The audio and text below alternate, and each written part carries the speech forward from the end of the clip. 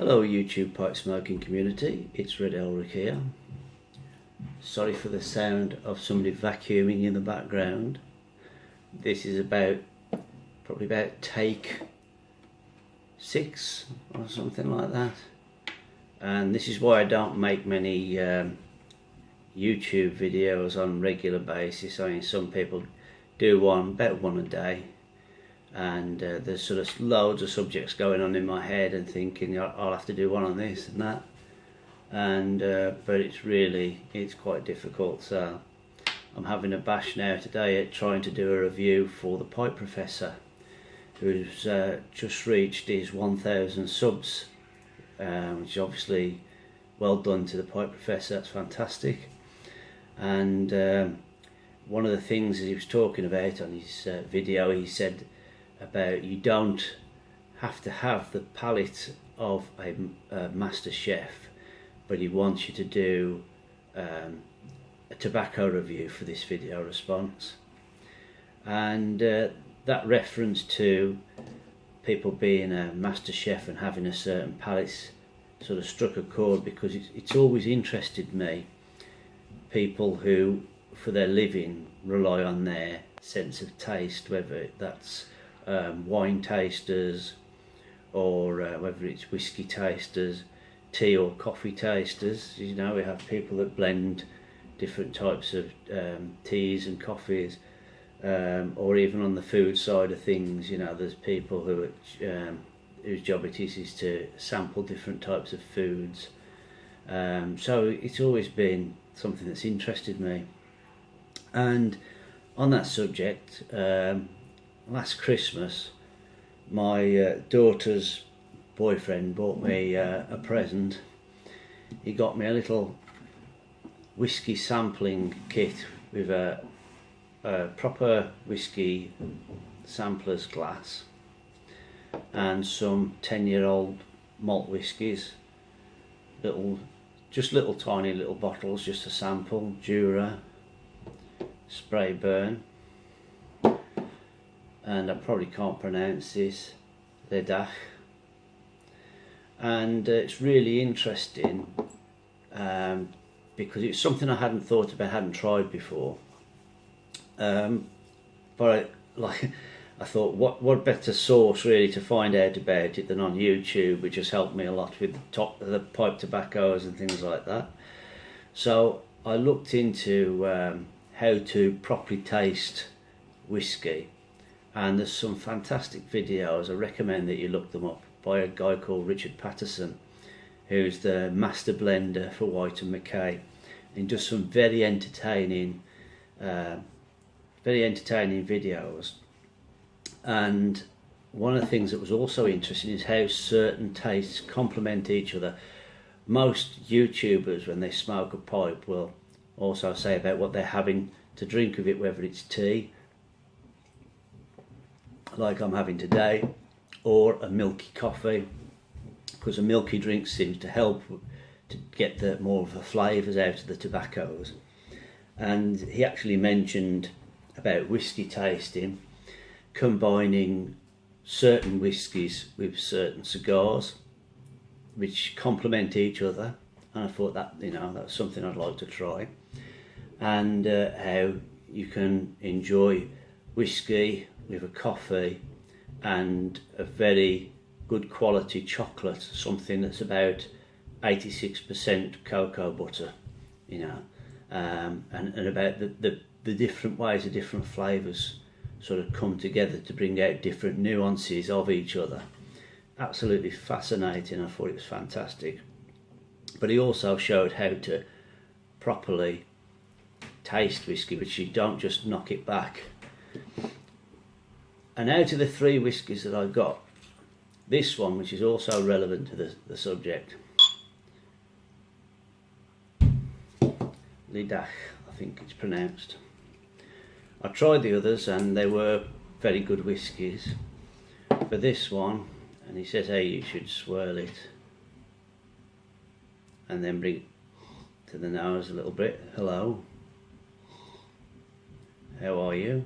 You can get the second smell. Now this one I think it's this one. I'll have to try the others if I'm wrong. This one, when I tasted it, anybody that loves English blend of tobaccos, that sort of Latakia, I think it is, Latakia flavour that you get from English blends, you get that with this whiskey. Hang on.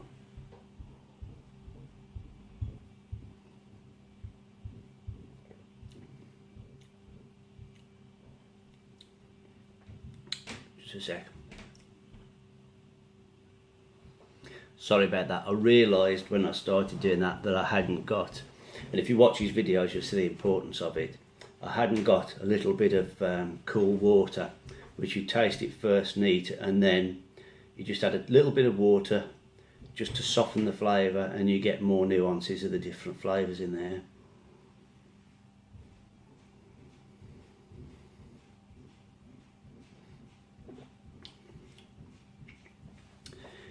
Latakia, a proper English blend of tobacco.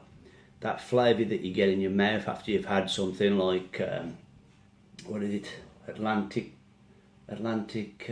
Old Atlantic I think is the Peterson, or one of the like Dunhill Nightcap or something like that. The flavour that you have in your mouth, excuse me, sorry about that. You see what I mean about making videos, as it's like trying to make a video in Piccadilly Circus or something.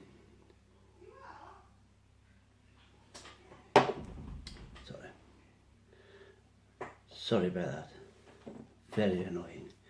So yeah, even if you can pick up just a little bottle of that, or if you know somebody that's got some, just try a little glass of that and see if you agree with me that that's got all the flavours of an English blend tobacco.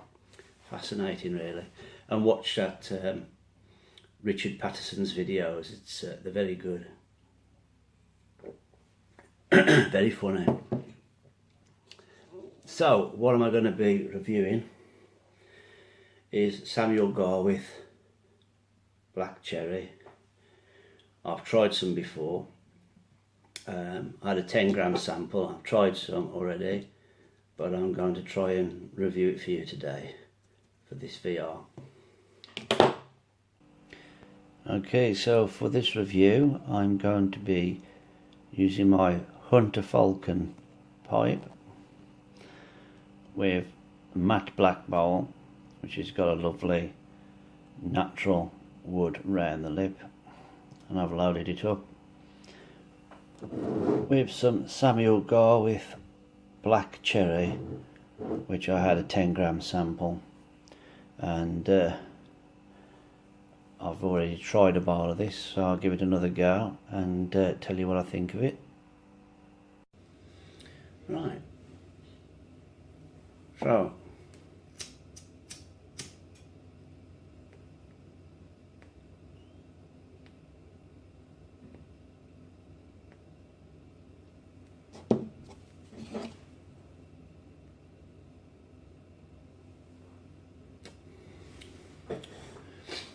well, it's very nice to start off with.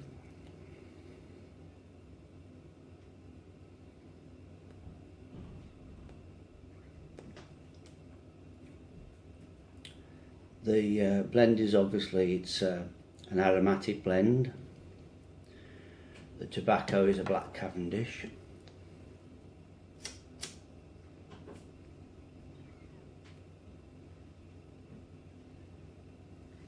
I think they describe it as a rich black Cavendish.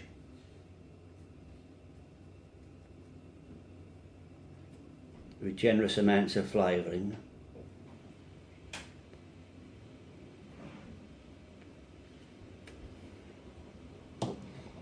Its strength is rated as mild, and so is its taste.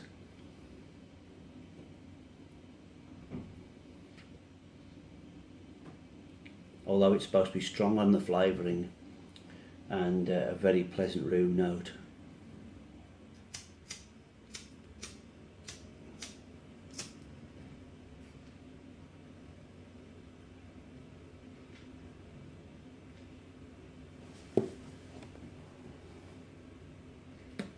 It's one of those more sociable tobaccos, which some people describe as wife pleasers, where it's as much about giving out a pleasant room note as it is about the palate of the actual smoker.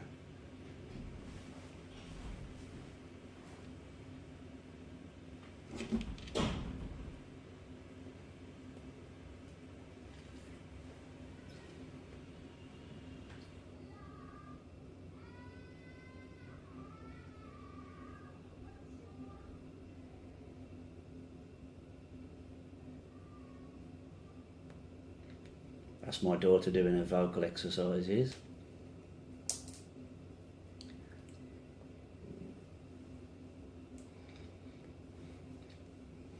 If you picked that up on the camera, I don't know if you did. I certainly heard it. Pretty much all I ever hear.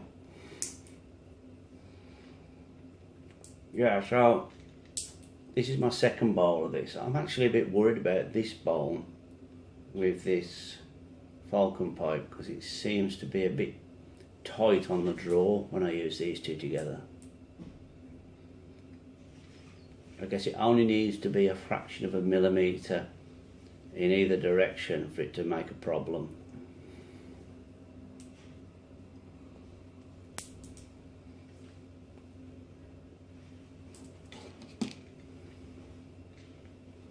Now I'm getting the same as I got last time with this, even with the whiskey on my taste buds, and that's that it's not as strong in the cherry flavour as some of the other cherry tobaccos that I've had.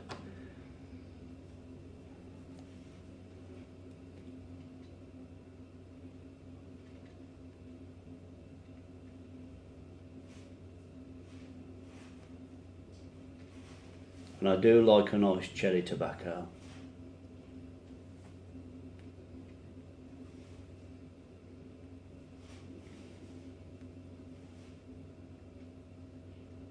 Yeah, there's a problem with this.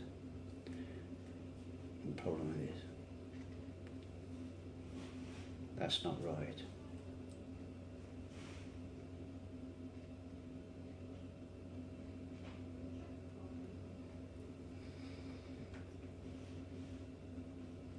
If you was to blindfold me or just hide what it says on the jar and ask me to try this, I wouldn't really guess that it was a cherry, certainly not black cherry.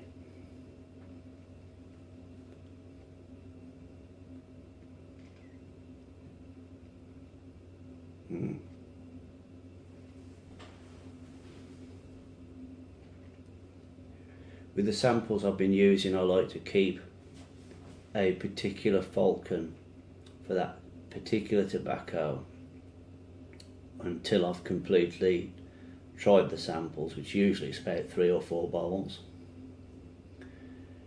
But for the last, how much will I get out of this? Probably get another couple of bowls at least. For the last couple of bowls of this, I think I'm going to use a different pipe because there's issues with this.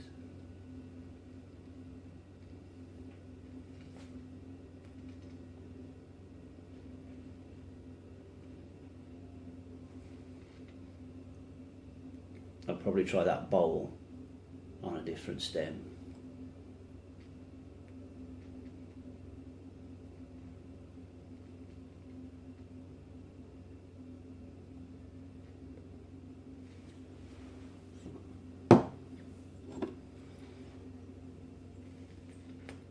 Might try a bit of spray burn. 10-year-old Highland single malt. While I'm smoking this, and why the hell not?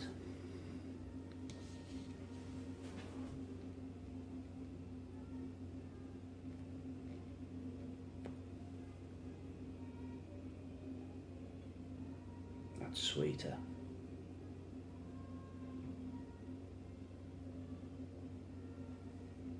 That's not the Latakia like the other one.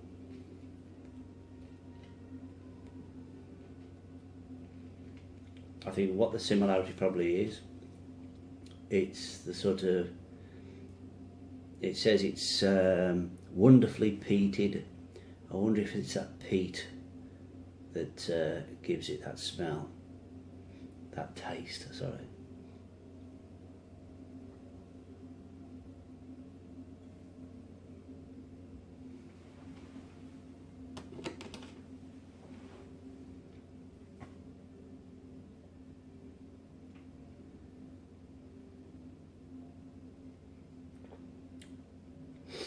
Wow.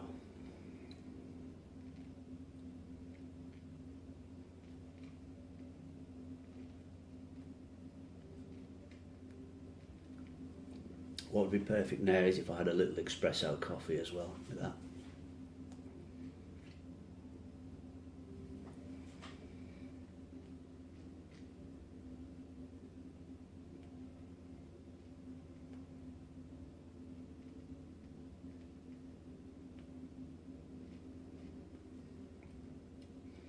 I don't normally chug away on this as much, but it's keeping it lit because of the problem with the draw. But overall, I think I would have to say that I wouldn't bother getting any more of this. Definitely not. It's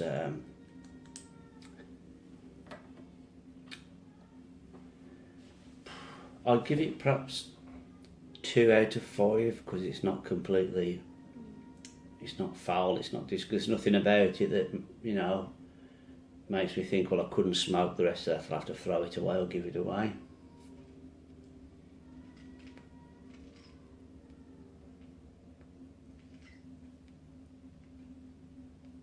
But it does not deliver what it promises, which is a black cherry, aromatic Cavendish tobacco. It doesn't deliver that. It lets you down. But that's just my opinion. But, you know, I can't give anybody else's opinion.